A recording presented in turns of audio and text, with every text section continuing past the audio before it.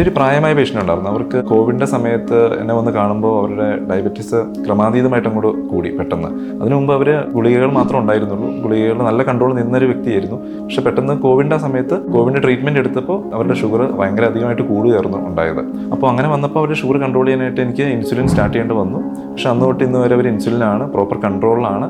അവർ കറക്റ്റായിട്ട് every 3 months എങ്കിലും ഒരു ചെക്കപ്പിന് വരും. ഡയബറ്റീസിന് മെഡിസിൻ പലരും എടുക്കുന്നുണ്ട്. അപ്പോൾ പലരും ചെയ്യുന്നൊരു കാര്യം എന്ന് പറഞ്ഞു കഴിഞ്ഞാൽ എപ്പോഴോ തുടങ്ങിയൊരു മരുന്ന് അത് തുടർന്ന് പോയിക്കൊണ്ടിരിക്കുകയാണ്. ഇടയ്ക്ക് അവരായിട്ട് തന്നെ ഏതെങ്കിലും ലാബിൽ പോയി ടെസ്റ്റ് ചെയ്യും. അവർ അത് വെച്ചിട്ട് അതേ മരുന്ന് വീണ്ടും മേടിച്ച് കഴിക്കും.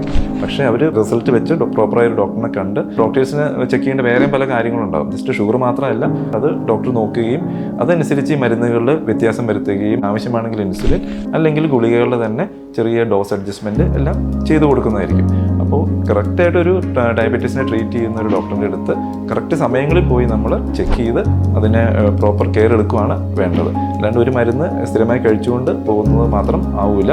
അങ്ങനെ വരുമ്പോൾ നമുക്ക് ഡയബറ്റിക് കോംപ്ലിക്കേഷൻസ് വരാനുള്ള സാധ്യതകൾ വളരെ കൂടുതലാണ്.